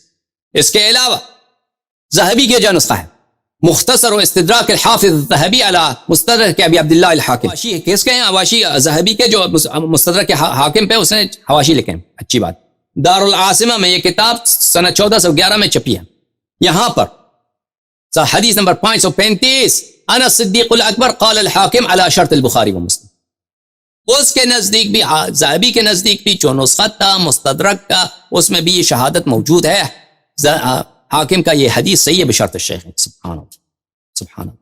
لیکن لازمی بات ہے کہ اس حدیث میں کیا ہے؟ اس حدیث میں ٹوکر کس کو لگایا گیا؟ ٹوکر لگایا گیا ابو بکر کو، ابو بکر کو۔ اس میں نفی کیا گیا کہ اسبق الناس اسلامہ نہیں ہے، اول الناس اسلامہ نہیں، اس کے علاوہ صدیق اکبر میں ہوں۔ تو یہ جو ہے مزاج ہے، وہ ذہبی کو تو معلوم ہے آپ کو، یا بخاری کی مزاج ان کو اچھی نہیں لگتی، تو ان لوگوں کو ضرور اس حدیث کو ضعیف بنانا ہے۔ کسے؟ طریقہ کیا ہے؟ طریقہ یہ دیکھیں، طریقہ وہ یہ، طریقہ یہ ہے، قال الحاکم عقبہ صحیح علی شرط الشیخین ولم یخرجا وقول یہ معاف کیجیے گا، یہ حاشیہ ہے، یہ قلت کذا قال وهو ما هو على شرط واحد منهم۔ ذہبی کہتا ہے کہ حاکم کہہ رہا ہے کہ یہ صحیح علی شرط الشیخین ہے، یہ جھوٹ کہہ رہا ہے، ایسا نہیں ہے، یہ نہ بخاری کی شرط پہ ہے نہ مسلم کی شرط پہ ہے، بلکہ بل ولا هو صحیح، بلکہ یہ حدیث صحیح ہے، بلکہ وہ باطل، یہ حدیث جھوٹا ہے۔ اللہ، حدیث جھوٹا ہے؟ کیوں جھوٹا ہے بھائی؟ سب رجال اس کے ثقہ، ایک طریق سے بھی راہ وارد نہیں ہے، کئی طرح طرق تو میں نے دکھایا آپ کو، زید بن وہب کی طریق سے، معاذ العدویہ کے طریق سے، ابو ذر کے طریق سے، سلمان کے طریق سے۔ سلمان اور ابو ذر نے جو حدیث روایت کی وہ رسول پاک صلی اللہ علیہ وسلم سے کہ انت صدیق الاکبر، لیکن وہ اس حدیث کے لیے کیا ہے؟ شاہد ہیں، اس حدیث کے شاہد ہیں، سلمان اور ابو ذر کے جو حدیث وہ دوسری کتب میں موجود ہے۔ تو کہا کہ یہ حدیث باطل ہے۔ دیکھیں عزیزو سنو، اب میں سب قواعد جو ہے تحدیث کا، محدثین کا کتاب دکھا کر اگر کر دوں تو وہ اس میں بہت ٹائم لگ جاتا ہے. قاعدہ بڑا معروف ہے، علماء کو معلوم ہے، محققین کو معلوم ہے، محدثین کو معلوم ہے کہ حدیث موضوع نقل کرنا، حدیث مجعول نقل کرنا حرام ہے، مگر بشرط تنبیہ. ٹھیک ہے نا؟ نقل کرو حدیث، آپ موضوع حدیث نقل نہیں کر سکتے. ایک حدیث جو جھوٹا ہے، باطل ہے، نقل نہیں کر سکتے، مگر اس شرط کے ساتھ جب نقل کرو فوراً بیان کرو کہ یہ حدیث ہم نقل کر رہے ہیں لیکن یہ جھوٹی حدیث ہے، اس پہ آپ اعتبار نہ کرو. ٹھیک ہے نا؟ یہ بہت مشہور معروف قاعدہ ہے. آپ نے بھی دیکھا ہے میرے عزیزوں، اتنے بڑے محدثین نے نقل کیا ہے. ابن ابی شیبہ الکوفی استاد بخاری، استاد مسلم. ابن ماجہ القزوینی انہوں نے نقل کیا اپنے کتاب میں. حافظ ابن حجر عسقلانی، سبحان اللہ کیا رتبہ ہے حافظ ابن حجر عسقلانی کے تحقیق میں، فن معرفت رجال الحدیث میں، اور اسی طرح احادیث کی شرح لکھنے میں وہ کتنا چالاک ہے. وہ حافظ ابن حجر عسقلانی بہت ہی ذہین لائق آدمی ہے، اتنا چالاک، اور اس کا خط کتنا اچھا. وہ خیر اس نے حافظ ابن حجر نے فتح الباری اپنی قلم سے نہیں لکھا ہے، اس کے شاگردوں نے لکھا ہے، اس کا درس تھا، شاگردوں نے لکھا ہے، لیکن بہت اچھا لکھا ہے. اس نے سپرویژن کیا، اس نے اشراف کیا ہے، بہت اچھا لکھا کیا ہے. ٹھیک ہے نا؟ انہوں نے نقل کیا، کسی نے نہیں کہا، تضعیف نہیں کیا. اسی طرح حافظ مزی نے بھی اس حدیث کو روایت کیا ہے ایک کتاب میں. کون سی کتاب ہے حافظ مزی میں؟ بھی تحفۃ الاشراف میں، تحفۃ الاشراف میں حافظ مزی نے بھی روایت کی، اور اس نے بھی نہیں کہا کہ یہ حدیث جھوٹی ہے. روایت کیا، نہ تصحیح کیا نہ تضعیف کیا، روایت کیا صرف. لیکن دیکھیں اگر یہ واقعا سب کو پتہ، اتنے محدثین نے نقل کیا، ذہبی آپ سے کہہ رہا ہوں اتنے لوگوں نے نقل کیا، کسی کو نہیں پتہ چلا کہ حدیث باطل ہے، یہ حدیث ہے ہی جھوٹی، یہ حدیث ہے ہی کذب و افتراء، صرف آپ کو پتہ چل گیا. اور دلیل کیا ہے کہ یہ باطل ہے، جھوٹی حدیث ہے؟ اس ذہبی کے پاس اور کوئی دلیل نہیں میرے عزیزوں، اور صرف یہی دلیل ہے اس کے پاس کہ اس حدیث میں ابو بکر کی اس فضیلت کی نفی کی ہے. دو فضیلتوں میں صدیق اکبر نہیں ہے، دوسری بات یہ ہے کہ اول الناس اسلامہ نہیں، اول الناس اسلامہ نہیں. اچھا، وفیہ عباد ابن عبداللہ الاسدی قال ابن المدینی ضعیف. علی ابن المدینی نے کہا ہے کہ عباد ابن عبداللہ الاسدی جو ہے ضعیف ہے. چلو مان بھی لیتے ہیں نا ہم کہ اب علی ابن المدینی کا قول صحیح ہے، اس سے تو حدیث کی ضعف ثابت ہوتا ہے. حدیث کا عدم اعتبار، ضعیف یعنی کیا؟ غیر معتبر. غیر معتبر ہو سکتا ہے کہ صحیح ہو، اگر کوئی دلیل مل جائے کہ یہ صحیح ہے تو کہہ دیں گے صحیح ہے، لیکن بذاتی ہی بنفسی ہی یہ حدیث غیر معتبر ہے. ضعیف کا مطلب یہ ہے اس سے تو جھوٹ ہونا، باطل ہونا، مجعول ہونا ثابت نہیں ہوتا. ذہبی ہاں مجعول ہونے کی دلیل کیا؟ ہاں اس کے وہ ذہبی کے تعصب ہے، ذہبی کی شہوت ہے، ذہبی کی دشمنی ہے امیر المؤمنین علیہ الصلوۃ والسلام سے. سمجھ میں آ رہی نا بات آپ کو؟ بہت بڑا فرق ہے حدیث موضوع میں اور حدیث ضعیف میں، زمین آسمان کا فرق ہے. ایک حدیث فی نفسی ضعیف ہے، دوسرے طریق سے آتا ہے اس سے وہ صحیح بن جاتا ہے. اگر یہ حدیث ضعیف بھی ہو اور تو کوئی نہیں اس میں حدیث میں کوئی اشکال، صرف کیا ضعف ہے اس میں؟ عباد ابن عبداللہ الاسدی. مان لیا عباد ابن عبداللہ الاسدی ضعیف، زید بن وہب سے روایت، معاذ عدویہ سے روایت ہوئی ہے. اس کے علاوہ اللہ آپ کا بلا کرے حب حارنی سے روایت ہے یہ حدیث، کئی ایک طرق سے یہ حدیث مروی ہے، بلکہ یہ تو تواتر کے حد تک پہنچ جاتا ہے. بہت سارے احادیث 3 طریق سے وارد، 4 طریق سے وارد، آپ لوگوں نے کہا یہ متواتر ہے. ان سب لوگ یہ تواتر کی تعریف کیا؟ تواتر کی تعریف یہی ہے کہ ان سب روات کا اجتماع ہونا، کسی جھوٹی بات پر وہ توطئہ کریں تو اس پہ سازش کریں، یہ عادتاً خارج امکان ہو، یہ یہاں پہ صادق ہے. سمجھ میں آ رہی نا بات آپ کو؟ اچھا، لہذا فرمائی یہ کتاب ہے سنن ابن ماجہ قزوینی. یہ تحقیق کس نے کی اس کتاب کی؟ محمد فؤاد عبد الباقی نے. اس کے نزدیک بھی یہی ہے میرے عزیزو. یہ صفحہ کون سا ہے بھائی؟ صفحہ نمبر ہے 11، حدیث نمبر 120. وہ اس حدیث کو نقل کرتا ہے، قال علی علیہ السلام عبداللہ واخو رسولہ صلی اللہ علیہ وآلہ وانا الصدیق الاکبر بلے رواہ الحاکم فی المستدرک عن المنہال وقال صحیح علی شرط الشیخین. حافظ نے بھی روایت کی ہے اس کو، اور فرمایا ہے حافظ نے کہ یہ صحیح علی شرط الشیخین. سمجھ میں آ رہی بات آپ کو؟ تو حاکم کی تصحیح اپنی جگہ ثابت. اب میرے عزیزو جب یہ آپ کی خدمت میں یہ جملہ عرض ہوا تو ہم مان بھی لیں کہ یہ علی ابن المدینی نے کہا ہے کہ یہ ضعیف ہے، مان بھی لینا. ہاں ذہبی کہتا ہے کہ علی ابن المدینی نے بولا ہے کہ یہ ضعیف ہے، وہ تیری سند کہاں ہے علی ابن المدینی؟ تم تو ہر بات کے لیے سند مانگتے ہو، ہم آپ سے سند مانگتے ہیں. ذہبی علی ابن المدینی کی وفات ہے سنہ 234 میں، آپ کی وفات ہے 8ویں صدی میں. آپ کو کہاں سے پتہ چلا کہ علی ابن المدینی نے اس کی تضعیف کیا ہے؟ کوئی دلیل بھی تو دکھاؤ نا. علی ابن المدینی نے کہا ضعیف. چل مان لیا ہم اس کو چھوڑتے ہیں. تم ہر بات کے لیے سند مانگتے ہو، ہم آپ سے سند مانگتے ہیں کہ علی ابن المدینی نے کہاں کہا کہ ضعیف. اس کے بعد مان لیا کہ اس نے کہا ضعیف، لیکن حافظ ذہبی، کیا تم یہ قاعدہ بھول جاتے ہو کہ تم نے خود کا کہ آپ لوگوں کے نزدیک جرح اگر غیر مفسر ہو، اگر غیر مبین السبب، جرح اگر غیر مبین السبب ہو، جرح غیر مفسر کس کو کہتے ہیں؟ غیر مبین السبب کس کو کہتے ہیں میرے عزیزو؟ جرح کسی کو جب کرتے ہیں نا، کہتے ہیں فلانا آدمی کی حدیث نہیں قبول، فلانا آدمی کی حدیث نہیں قبول. اور بھائی اس کی سبب بھی بیان کرو.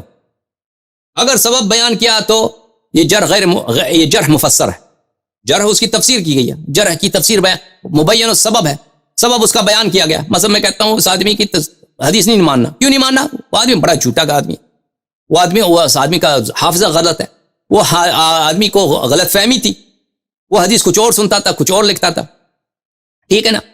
یہ مثلا وہ یا عقیدہ اس کا باطل ہے، وہ آدمی مرتد تھا، مثلا دشمن خدا دشمن رسول صلی اللہ علیہ وسلم تھا، مثلا اس طرح کو سبب ہوتا ہے. کوئی آدمی کیوں اس کی حدیث غیر معتبر ہے؟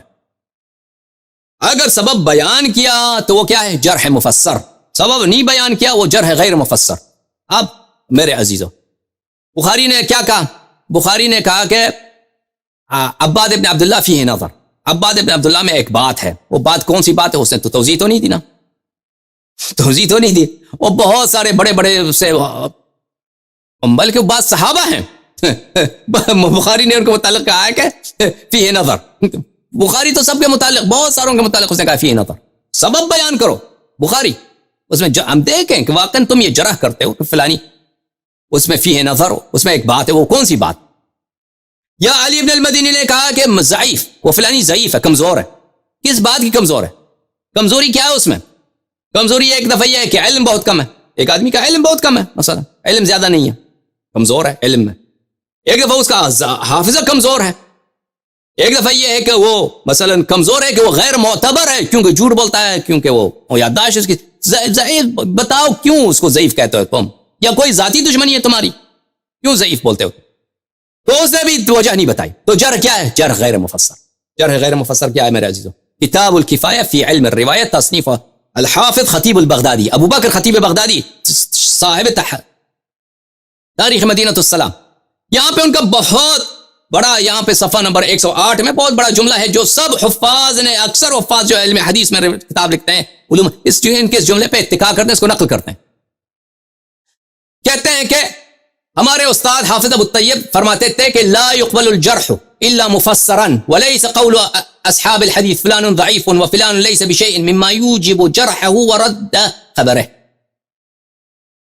کہتا ہے کہ جرح مقبول ہی نہیں ہے، جرح مسموع ہی نہیں ہے، جرح پہ کوئی اعتبار ہی نہیں مگر یہ کہ مبین السبب، سبب واضح ہو. کیوں آپ کسی کی تضعیف کر رہے ہیں؟ کوئی شخص کہتا ہے کہ اگر وہ فلانی ضعیف ہے، فلان لیس بشیء، فلانا شخص اس کی کوئی اہمیت ہی نہیں، وہ تو ہے، وہ 2 پیسے کا آدمی نہیں. اب 2 پیسے کا آدمی، وجہ تو بتاؤ 2 پیسے کا آدمی نہیں ہے. اس سے کسی کی جرح نہیں ہوتی، اور اس جرح کی وجہ سے کسی کی حدیث مردود نہیں ہوا کرتی. صحیح سمجھ آئے نا بات؟ اب وَإِنَّمَا كَانَ كَذَلِكَ لِأَنَّ النَّاسَ اخْتَلَفُوا فِيمَا يَفْسُقُ بِهِ فيما يفسق به فلا بد من ذكر سببه لينظر هل هو فسق ام لا. کیونکہ یہ کسی شخص کی حدیث مردود ہے، اس کے مختلف وجوہات ہوتی ہیں، اور فسق یہ نہیں ہے. آپ ایک چیز کو مثلا ایک شخص ہے، کیا ہے؟ حنفی ہے. احناف جو تھے وہ اہل حدیث کے نزدیک یہ بالکل مردود اور منحرف لوگ تھے. یا ایک شخص ہے مثلا بخاری کی طرح، وہ کہتا ہے قرآن مخلوق ہے. ایک شخص ہے احمد ابن حنبل کی طرح، کہتا ہے جو بھی کہے کہ قرآن مخلوق ہے وہ کافر ہے. ٹھیک ہے نا؟ بخاری کہتا ہے قرآن مخلوق ہے، اسی کی وجہ سے اس کو مار پڑی تھی، اس کو نکالا گیا تھا بخارا سے. احمد ابن حنبل کے نزدیک یہ کفر ہے. ٹھیک ہے نا؟ فسق ایک شخص کہتے، فسق کا ایک تعریف نہیں ہے سب لوگوں کے پاس، فسق کے مختلف تعریفیں ہیں. آپ کی شخص کی حدیث رد کرتے ہو، کس لیے رد کرتے ہو؟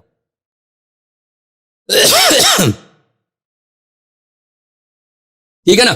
یہ جملہ ان کا کافی طولانی ہے، لیکن میں ان سب کو آپ کے لیے نقل نہیں کرتا کیونکہ اس میں بہت ٹائم لگ جائے گا سب کو نقل کرنے میں.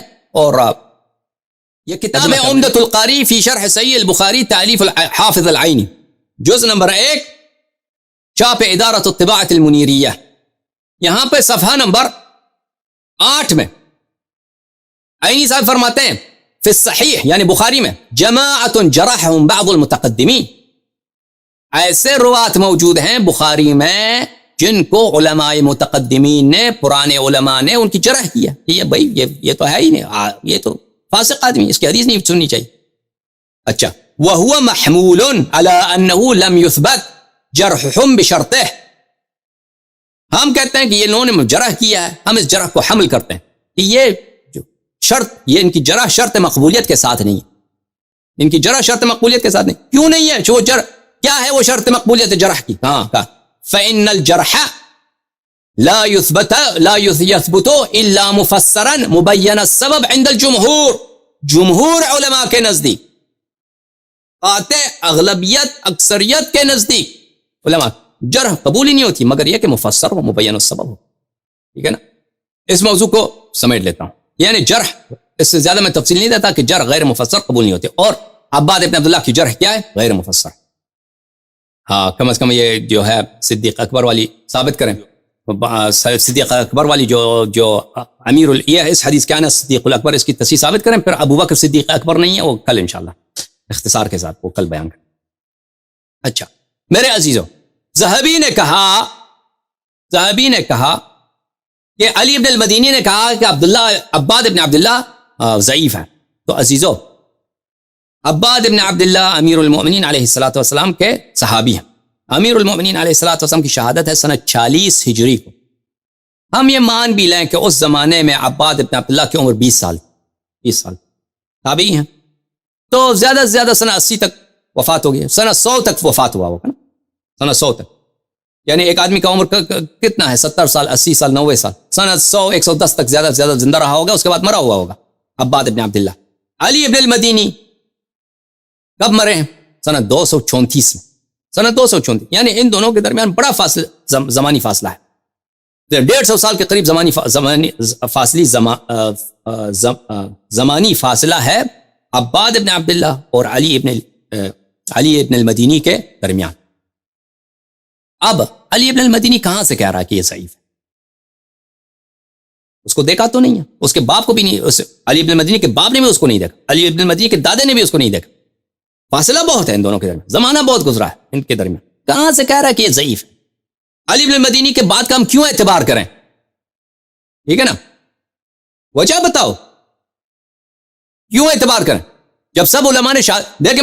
میں ایک دو جملہ بھول گیا میں آپ کو بتانا کہ جرح مفسر السبب اگر نہ ہو تو مردود ہے، لیکن توثیق کے لیے شرط نہیں ہے کہ مفسر السبب، توثیق کے لیے ضروری نہیں ہے کہ مفسر السبب. یہ بالاجماع یہ بات آپ کہہ رہا ہوں. تو علی ابن المدینی کا زیادہ سے زیادہ بات یہ ہے کہ اس کا اجتہاد ہے، اس کا وہم، اس کا ایک تخمین ہے، ایک اندازہ ہے کہ عباد ابن عبداللہ ضعیف ہے. عباد ابن عبداللہ ضعیف، اور ہمارے لیے اس بات کو قبول کرنا ہو جب تک کہ اس کی صحت معلوم نہ ہو، اس کا کوئی قبول کرنا ہو لازم و ضروری نہیں ہے. اس کے علاوہ میں آپ کو دکھاؤں کہ علی ابن المدینی کی اپنی ویلیو کیا ہے. تاریخ بغداد او تاریخ مدینہ السلام الجزء 11، چاپ دار الکتب العلمیہ، چھپا ہے سنہ 2004 میں. یہاں پہ ملاحظہ فرمائیے صفحہ نمبر 463 میں، یہ زندگی نامہ ہے کس کی؟ علی ابن المدینی. علی ابن المدینی یہ مدینے کا نہیں ہے، یہ بصرے کا ہے، نام اس کا علی ابن المدینی. اچھا، یہاں پہ صحیح سند کے ساتھ وہ روایت کرتے ہیں ابن ابی داؤد السجستانی. ابو داؤد السجستانی جو صاحب کتاب سنن ابو داؤد ہیں، اس کے بیٹے ابن ابی داؤد السجستانی. ابن ابی داؤد السجستانی معتصم یعنی بنی عباس کے دربار میں وہ قاضی تھے. بغداد اس زمانے میں کیپٹل تھا، نہ پورے عالم اسلام کا، پوری دنیا کا کیپٹل تھا بغداد. ثقافت، علم، ہر لحاظ سے آگے، اور سب علماء کا رخ بھی کہاں تھا؟ کی طرف تھا، بغداد کی طرف. معتصم یہ جو لوگ معتزلی تھے، اہل اعتزال میں سے تھے. اچھا، محدثین کے نزدیک، جماعت عمریہ کے جو محدثین ہیں ان کے نزدیک اللہ تعالیٰ آسمان میں نستجیر، ہاتھ ہے، اس کے 2-3 ہاتھ ہیں، 2-3 ہاتھ بھی بائیں طرف ہیں، بائیں دائیں طرف، سب اس کے ہاتھ دائیں طرف ہے. عجیب سی مخلوق ہے، موٹا سا سر ہے، بھائی پیٹ ہے، وہ ہنستا ہے، داڑھی ہے، ممبر پہ بیٹھتا ہے، عرش پہ بیٹھ جاتا ہے، عرش کی آواز نکل آتی ہے، اتنی بوجھ ہے اس کی، موٹا. تو اس کے شکل و شمائل، ہنستا بھی ہے وہ خوب، وہ مذاق وہ سنتا ہے تو ہنستا ہے، وہ رونا بھی آتا ہے اس کو کبھی کبھار، وہ اوپر نیچے بھی جاتا ہے، آسمان سے نیچے بھی آتا ہے. اب بھی یہ ان کا یہی عقیدہ ہے جو آپ کے سلفی بھائی ہیں، آپ کے جو وہابی لوگ ہیں، احمد بن حنبل کے ماننے والے حنبلی لوگ، ان کے نزدیک یہی عقیدہ ان کا کہ وہ اللہ تعالیٰ کے جسم کے قائل ہیں. وہ جسم کا لفظ استعمال نہیں کرتے، نہیں کہتے کہ وہ کہتے ہیں کہ ہم نہ کہو جسم استعمال نہ کرو، لیکن اللہ کا ہاتھ ہے، پیر ہے، سر ہے، لب ہے، اونٹ ہے، منہ ہے، اس کا زبان ہے، آنکھ ہے اللہ کی، تو یہ اسی کو جسم تو کہتے ہیں نا، اسی کو جسم تو کہتے ہیں. تو اس کے مقابلے میں اہل اعتزال، ان کا عقیدہ شیعوں سے بہت قریب ہے. وہ کہتے ہیں نہیں، اللہ تعالیٰ جو ہے اس کسی جہت میں ہے ہی نہیں، کسی جہت میں ہے نہیں، اللہ تعالیٰ کے جسم ہی نہیں ہے. اشاعرہ کا بھی یہی عقیدہ ہے، ماتریدیہ کا بھی یہ عقیدہ ہے کہ اللہ تعالیٰ جسم نہیں، اللہ تعالیٰ جہت میں نہیں، اللہ تعالیٰ وہ کسی جہت میں واقع نہیں ہوتا. لیکن یہ ماتریدیہ اور اشاعرہ عجیب بات ہے، ایک طرف سے کہتے ہیں کہ وہ جسم نہیں، پھر دوسری طرف سے کہتے ہیں کہ وہ روز قیامت نظر آتا، اسی آنکھ سے نظر آتا. تو بھائی اگر وہ جسم یہ ان کے عجیب و غریب باتیں ہیں. ایک طرف سے کہتے ہیں کہ اللہ جسم نہیں ہے، جہت میں نہیں ہے، دوسری طرف کہتے ہیں وہ نظر آ جاتا. تو بہرحال ابو داؤد سجستانی قاضی تھا معتصم کے دربار میں. معتصم کیا ہے؟ معتصم معتزلی ہے. اور معتصم جو ہے یہ لوگ، یہ احمد بن حنبل کے جیسے جو لوگ تھے، محدثین تھے، ان کو پکڑ کے ان سے توبے کرواتے تھے، ان کو مارتے تھے کتے کی طرح. ابن عباس ان کو مارتے تھے، وہ کہتے تھے بولو قرآن مخلوق ہے یا مخلوق نہیں ہے. تو ان کے نزدیک تو کفر تھا، محدثین کے نزدیک جو کہ قرآن مخلوق ہے وہ کفر ہے. وہ کہتے ہیں قرآن مخلوق نہیں، قرآن ہمیشہ ہے، ہمیشہ سے رہا ہے، وہ اس کو مارو جب تک ان سے توبہ کرواتے. ٹھیک ہے نا. اسی طرح ان سے پوچھتے تھے کہ بھئی بتاؤ خدا کہاں ہے، اللہ کہاں ہے؟ وہ کہتے ہیں اللہ آسمان میں، پیر ہے، ہاتھ ہے، کہتے ہیں جی ہاں مارو اس کو. تو اس کو خوب مارتے تھے. تو یہاں پہ انہوں نے روایت کی خطیب بغداد نے کہ ابن ابی داود نے کہا معتصم سے، خلیفہ سے کہا، یا امیر الفاسقین هذا يزعم يعني احمد بن حنبل ان الله يرى في الاخره والعين لا تقوى الا على محدود والله تعالى لا يحد. کہا خلیفہ سے کہ اس نے چولی لگائی کس کی؟ احمد بن حنبل. کہ احمد کا عقیدہ تو یہ ہے کہ اللہ قیامت کے دن نظر آئے گا. تو بتاؤ، تو اور وہ چیز وہی نظر آتا ہے جو محدود ہو، جس کی حد ہو، اور اللہ کی کوئی حد ہی نہیں ہے. یہ کیسے اس کا عقیدہ ہے؟ تو معتصم نے احمد کو بلایا، بولا کہ احمد کیا تیرا یہی عقیدہ ہے کہ اللہ قیامت کے دن نظر آئے گا؟ اس نے کہا جی ہاں نظر آئے گا، میرا یہی عقیدہ. کہا کیوں؟ احمد نے کہا میرے پاس حدیث ہے رسول پاک صلی اللہ علیہ وسلم کی. تو فرمایا کہ وہ خلیفہ نے حکم دیا بتاؤ حدیث کون سا ہے. وہ احمد نے یہ کہا کہ روایت ہے حدثنا شعبان اسماعیل عن قیس ابن ابی حازم عن جریر ابن عبد اللہ. قیس ابن ابی حازم نے روایت کیا جریر سے، جریر صحابیہ، کہ ہم نبی کریم صلی اللہ علیہ وسلم کے ساتھ تھے لیلۃ 14 من شہر، 14ویں کی چاند تھی. سورج معاف کیجیے، چاند بہت واضح روشن آسمان میں چاند نظر آ رہا تھا. تو پیغمبر صلی اللہ علیہ وسلم نے چاند کی طرف اشارہ کیا، اما انکم سترون ربکم کما ترون هذا البدر، یقین جان لو تم لوگ کہ تم قیامت کے دن اللہ کو جس طرح بھی اس چاند کو دیکھ رہے ہو، 14ویں کی چاند کو، اسی طرح قیامت کے دن اللہ کو دیکھو گے. لا تضامون فی رؤیتہ، لا تضامون فی رؤیتہ، اس کا مطلب یہ ہے کہ انسان جب چاند دیکھتا ہے دنیا میں تو ایک دوسرے کے ساتھ ضم ہو جاتا ہے، ایک دوسرے کے ساتھ ملتا ہے، پوچھتا ہے دوسرے چاند مجھے دکھاؤ کہاں ہے چاند. ٹھیک ہے نا. ہلال جب آپ دیکھتے ہو تو ایک دوسرے کے ساتھ مل جاتے ہو کہ ہمیں دکھاؤ چاند کہاں ہے. لیکن قیامت کے دن اس بات کی ضرورت نہیں ہے. 14ویں کی چاند جس طرح نظر آتا ہے اسی طرح اللہ نظر آئے گا، کسی سے پوچھنے کی ضرورت نہیں ہے. یا یہ زیم سے تضامون زیم سے، زیم ظلم سے ہے. لا تضامون، دنیا میں انسان چاند دیکھنے جاتا ہے تو لوگ دھکا دیتے ہیں، کچھ کرتے ہیں، تو وہاں پہ قیامت کے دن اس طرح ایک دوسرے پہ ظلم نہیں ہے، ظلم نہیں ہے. اچھا، تو احمد نے جب یہ جواب دیا کہ میرے پاس یہ حدیث ہے، تو معتصم نے اس کو جواب نہیں دے سکا. معتصم نے جواب نہیں دے سکا. ابن ابی داؤد سوچ میں پڑ گیا، تو یہ تو میں نے اس کی چغلی لگائی تھی احمد کے خلیفے کے پاس، تو یہ پکڑا نہیں گیا، اس کا کچھ چارہ کرتے ہیں. تو اس خلیفے کے پاس خلیفے سے بات کی، اس خلیفے سے کہا کہ کچھ کرتے ہیں، اس کا استاد ہے یہاں شہر میں علی بن المدینی، اس سے اس حدیث کی تضعیف کراتے ہیں. خلیفہ نے کہا ٹھیک ہے، مال دے دیا، بہت سارا مال دیا اس کو، جاؤ علی بن المدینی. علی بن المدینی نہایت ہی فقیر آدمی، بغداد. اس کا جو راشن تھا بیت المال سے ملتا تھا، 2 سال سے راشن بھی نہیں ملے. تو یہ ابن ابی داؤد تو قاضی تھا، جج تھا دربار کا، تو یہ بڑا مال لے کے آیا ابن ابی داؤد کے پاس، گلے لگایا اس کو اور مال دیا اس کو. پھر اس سے پوچھا کہ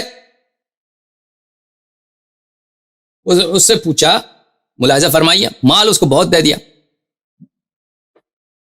بات کرنے سے پہلے 10,000 درہم، 10,000 درہم دیے اور کہا ہذا وصلک بها امیر الفاسقین. معتصم نے، امیر الفاسقین نے آپ کو یہ تحفہ دیا ہے، یہ لے لو تم. اس کو 2 سال کے راشن تھے، وہ بھی دے دیا. اس کے بعد اس سے پوچھا کہ یہ جو پوچھا کہ حدیث جریر بن عبداللہ فی الرؤیا ما ہوا؟ قال صحیح. قال فهل عندك فيه شيء؟ قال يعفيني القاضی من هذا. اس سے پوچھا کہ یہ جو حدیث ہے جو احمد بن حنبل روایت کرتا ہے جریر بن عبداللہ سے کہ قیامت کے دن اللہ نظر آئے گا 14 چاند کی طرح، اس کے متعلق آپ کا نظر کیا ہے؟ اس نے کہا یہ حدیث صحیح ہے. علی بن المدینی نے کہا، احمد بن حنبل کا استاد ہے، وہ کہتا ہے یہ حدیث صحیح ہے. اچھا، کہتا ہے اس میں کچھ کرو نا تم. قاضی پیسے لے کے آیا خلیفہ سے، کچھ کرو. اس نے کہا میں تو کچھ نہیں کر سکتا قاضی صاحب، یہ حدیث صحیح ہے. قاضی صاحب میں کچھ نہیں کر سکتا. پھر اس نے التجا کیا، یا ابا الحسن هذه حاجت الدہر، یہ ہماری بہت ضرورت ہے، ہم نے احمد بن حنبل کو مارنا ہے، بہت سخت ضرورت ہے، آپ اس حدیث میں کچھ نکالیں. ثم امر له بثياب وطيب ومركبا بسرجه ولجامه. پھر اس کے لے کر کپڑے لے کر، اس زمانے میں یعنی پرانے زمانے میں جو اچھے قسم کے کپڑے تھے بہت مہنگے ہوتے تھے، لوگوں کے پاس ایک جوڑا کپڑا بھی مشکل سے ہوتا تھا. کسی کو اچھے کپڑے دے دو تو یعنی بہت، جیسے ابھی اس زمانے میں کسی کو گھر دے دو، اس طرح پرانے زمانے میں کپڑا سین بنانا بہت مشکل ہوا کرتا تھا. اچھا، کپڑے دے دیا اس کو، خوشبو، اعلیٰ قسم کی جو خوشبو ہے، تیر ہے، وہ دے دیا اس کو، اور اس کے علاوہ بہت اچھا گھوڑا، بہت زین کے ساتھ، سب سیڈل کے ساتھ اس کو دے دیا، یعنی گاڑی دے دیا، مکان دے دیا، سب کچھ دے دیا. اس زمانے میں اگر ہم حساب کریں تو اس طرح سب کچھ اس کو دے دیا. ولم یزل حتی قال له، اور بہت اصرار کیا ابن ابی داؤد نے کہ تم کچھ کرو نا. تو اس کے بعد اس نے کہا فی هذا الاسناد من لا يعمل عليه ولا على ما يرويه وهو قیس بن ابی حازم انما كان اعرابیا بوالا العقبہ. جب اس کو علی ابن المدینی کو پیسے بہت ملے، احمد بن حنبل کے استاد، اور یہ علی ابن المدینی جرح و تعدیل میں اس کا ثانی نہیں ہے جماعت عمریہ کے نزدیک، جرح و تعدیل میں اس کا ثانی نہیں ہے. علی ابن المدینی، اس کے علاوہ یحییٰ بن معین، یہ لوگ جرح و تعدیل کے یہ جانے والے شخصیت ہیں، مانے والے شخصیت ہیں، ان کے یعنی یہ امام الکل ہے ان کے نزدیک عمریہ. جب اس کو مال بہت دے دیا قاضی نے اور معتصم نے، خلیفہ نے، تو اس نے اس احمد بن حنبل کی حدیث کی اس طرح تضعیف کی. کہا اس سند میں کون ہے؟ اس سند میں ایسا شخص ہے کہ اس کے کسی حدیث پہ کوئی عمل نہیں ہے اور اس کے کسی بھی روایت کی کوئی اعتبار نہیں ہے، وہ قیس بن ابی حازم. قیس بن ابی حازم کون ہے؟ قیس بن ابی حازم بہت بڑے تابعی ہیں، عشرہ مبشرین کے نزدیک جو ہے ان سب سے روایت کی ہے. بخاری مسلم میں ان کی کتاب حدیث موجود ہے. کہا یہ موجود ہے. اس کے کیا مشکل ہے؟ کہا انما کان اعرابیا بوالا علی عقبہ، وہ ایک ایسا بدوی آدمی تھا، وہ ایسا بدبودار عرب تھا، وہ پیشاب کرتا تھا اپنے پیروں، نجس آدمی بالکل. بوالا علی عقبہ، عقبہ بولتے ہیں کس کو؟ پیر کی ایڑیوں کو بولتے ہیں. وہ بول کرتا تھا، پیشاب جو کرتا تھا وہ اس کو پیشاب پخانے کی کوئی پرواہ نہیں تھی، وہ پیشاب پخانا اپنے پیروں پہ کرتا تھا، پیشاب پخانا. جب پیسے ملے نا اس کو، شروع میں تو کہتا رہا کہ حدیث صحیح ہے، حدیث صحیح ہے، میں کچھ نہیں کرتا. جب پیسے خوب مل گئے اس کو، کہاں یہ حدیث غلط ہے. کیوں غلط ہے بھائی؟ ہاں غلط اس لیے کہ بوالا علی عقبہ، اس حدیث میں قیس بن ابی حازم ہے. قیس بن ابی حازم کا مشکل کیا؟ ہاں وہ اعرابی، وہ ایک جاہل، وہ وحشی سا انسان ہے، اس کی حدیث کا کیا اعتبار؟ نہ پیشاب کا معلوم نہ پخانے کا معلوم. پیشاب کرتا ہے تو کس پہ؟ اپنے پیروں پہ. پخانا کس پہ کرتا ہے؟ اپنے پیروں پہ. فقبل ابن ابی داود ابن المدینی واعتنقه، فلما كان الغد وحضروا ابن ابی داؤد بڑا خوش ہو گیا, گلے لگایا علی ابن المدینی, اس کو بوسہ دیا اور وہاں سے نکل گیا. کل سب لوگ علماء پہنچ گئے خلیفہ کے پاس. احمد بن حنبل بھی آیا, قاضی بول اٹھا کہ خلیفہ صاحب یہ جو کہتا ہے کہ قیامت کے دن اللہ نظر آئے گا, یہ ملعون علی ابن المدینی, یہ ملعون کس کی حدیث پہ؟ اس کو روایت کرتا ہے قیس بن ابی حازم سے. وہ اعرابی بوال علی عقبیہ, وہ ایک ایسا بدوی آدمی تھا جو اس کو پیشاب پخانے کا بھی نہیں معلوم تھا, پیشاب اپنے پیروں پہ, پخانا اپنے پیروں پہ. احمد بن حنبل کو فوراً پتہ چل جائے گا, پتہ چل گیا انہ من عمل علی بن ابی داؤد, اس کو پتہ چل جائے گا انہ من عمل علی بن المدینی, اس کو پتہ چل گیا کہ علی بن المدینی کو انہوں نے پیسہ دیا ہے اور علی بن المدینی نے اس کو سکھایا ہے یہ بات. احمد کو پتہ چل گیا. فکان ھذا واشباہ من اوکد الامور فی ضرب, پھر آپ کو پتہ ہے کہ احمد بن حنبل کو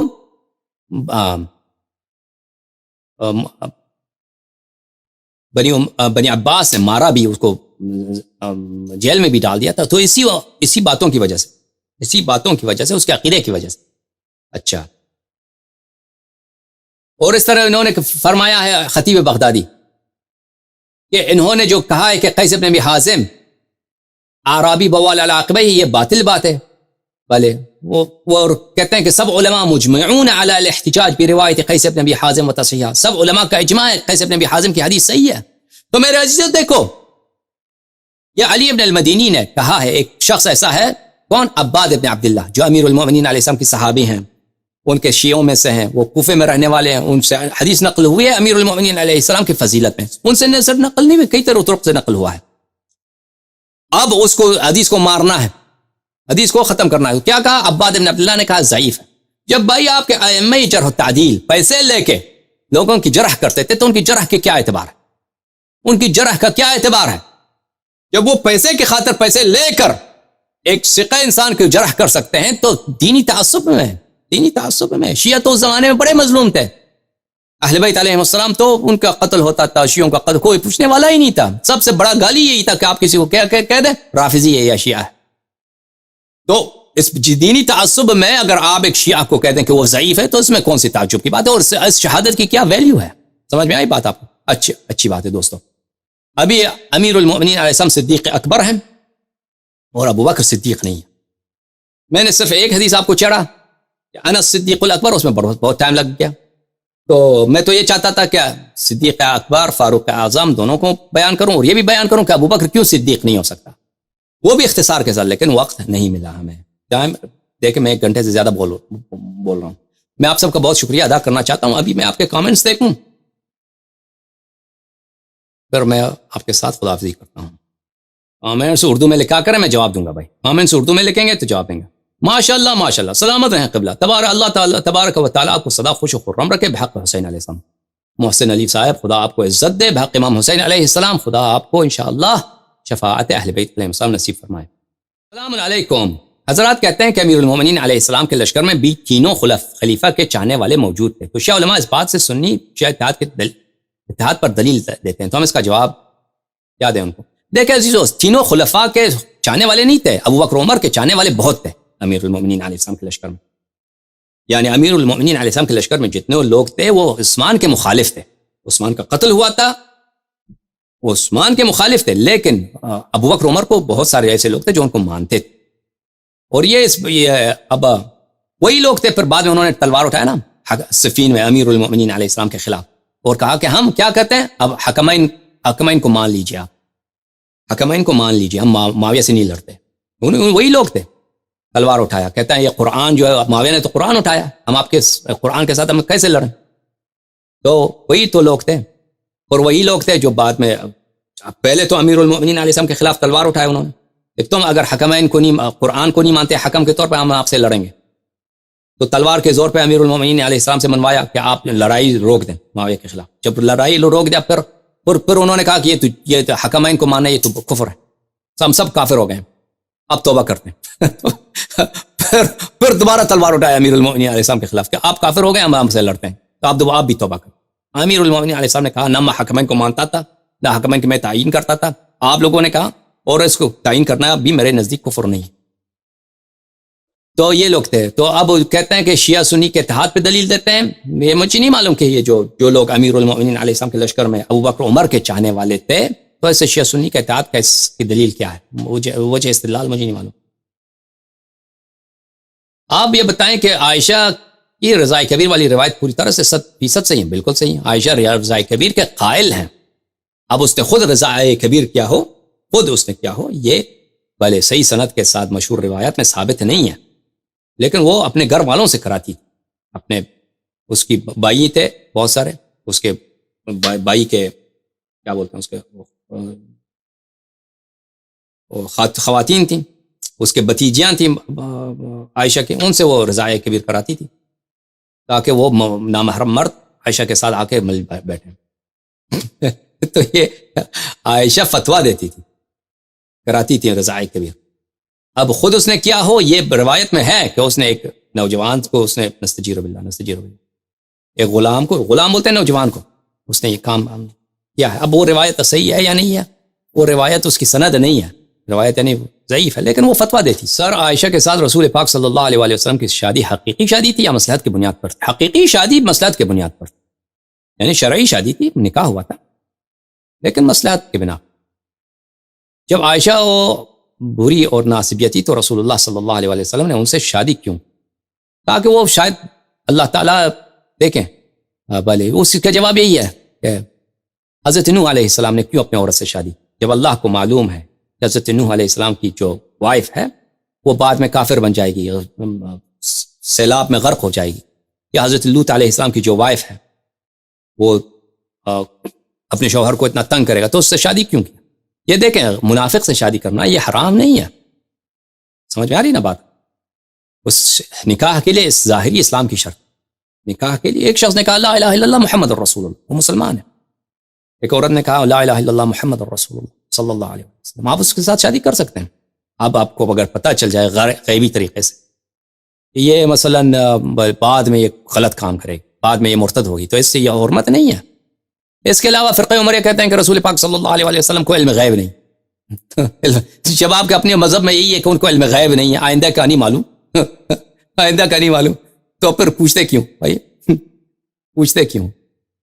ہمارے نزدیک وہی ہے کہ رسول پاک صلی اللہ علیہ وسلم کے ہاں وہ لوگوں کے ساتھ ملتے تھے, بیٹھتے تھے, لوگوں کے ساتھ اچھے برتاؤ کرتے تھے, لوگوں کے مختلف قبیلوں کے ساتھ شادی کرتے تھے, تاکہ یہ لوگ جو ہیں ان کے محبت کو اور ان کی وفاداری کو اپنی طرف کھینچ لیں, تاکہ وہ رسول پاک صلی اللہ علیہ وسلم کے بیانات کو سنیں. کیونکہ عرب میں یہ تھا کہ اگر کسی قبیلے کے ساتھ شادی ہو جائے تو آپ اس قبیلے کا فرد بنتے ہیں, اس قبیلے کے وہ پھر آپ کی سپورٹ کرتے ہیں, پھر آپ کے ساتھ لڑائی نہیں کرتے. سمجھ میں آ رہی بات آپ؟ تو یہ ہے کہ رسول پاک صلی اللہ علیہ وسلم اگر کسی مختلف قبائل سے, انہوں نے یہود سے شادی کی ہے, صفیہ بنت حیی ابن اخطب بنی ابو سفیان کی بیٹی سے شادی کیا, تو شادی کیا ہے تو اس سے کیا ہوتا ہے, اب اس خاندان کے داماد بن گئے ہیں, تو اس خاندان والے, وہ پورے خاندان والے پھر آپ سے دشمنی نہیں کرتے. عرب کے لوگ تو بہت جاہل تھے نا, وہ آج کے زمانے کو نہ دیکھیے, وہ قبائلی زمانہ تھا بہت. اب بھی عرب میں قبائلی نظام جو ہے بہت بہت اسٹرانگ ہے, لیکن اس زمانے میں تو بہت ہی اسٹرانگ تھا. تو رسول پاک صلی اللہ علیہ وسلم پورے قبیلے کے لوگ, اس قبیلے میں بہت سارے ہو سکتے ہیں لوگ مسلمان ہو جائیں, وہ جو بات ہی نہیں سنتے تھے, پیغمبر کچھ کہتے تو ہاتھ کانوں میں رکھتے تھے, ہاتھ کانوں میں رکھتے تھے کہ بھئی ان کی بات ہمیں سنائی نہ دے, تاکہ کیونکہ یہ آدمی جادوگر ہے, اس کی جادو ہمیں لگ جائے گی. تو ان کے دلوں کو اپنی طرف لانے کے لیے پیغمبر صلی اللہ علیہ وسلم ان سب سے دوستی کا ہاتھ بڑھاتے تھے. اور مسلمان بھی اس زمانے میں بہت کم تھے, یعنی شروع اسلام میں ہجرت کے وقت اور ہجرت کے 1-2 سال بعد مسلمان بہت کم تھے. وہ تو نمک میں, دسترخوان میں جو نمک ہوتی ہے اس عربوں کے مقابلے میں ان کی تعداد اتنی تھی. عرب اگر چاہتے تو ان کو قتل کرتے, سب کو خاتمہ کرتے. اس لیے رسول پاک صلی اللہ علیہ وسلم کے لیے ضروری تھا کہ ان سب سے دوستی کیا جائے اور ان کے دشمنی کو مسلمانوں سے دور کیا جائے. سمجھ میں آ رہی بات؟ تو ہمارے پاس وہی دلیل ہے کہ حضرت نوح علیہ السلام کی وہ وائف جو ہے وہ طوفان میں غرق ہو گئی. حضرت لوط علیہ السلام کی جو وائف ہے, خاتون ہیں, وہ ان پہ عذاب نازل ہو گئی قوم لوط کے ساتھ. تو کیوں ان کے ساتھ شادی؟ وہی جواب جو ان سے دیں گے ہم یہاں پہ دیں گے. سر صاحب قلبی کے متعلق اب کیا کہتے ہیں, وہ ابھی میرے ذہن میں نہیں ہے کہ وہ کچھ کہتے ہیں. استدلال یہ ہے کہ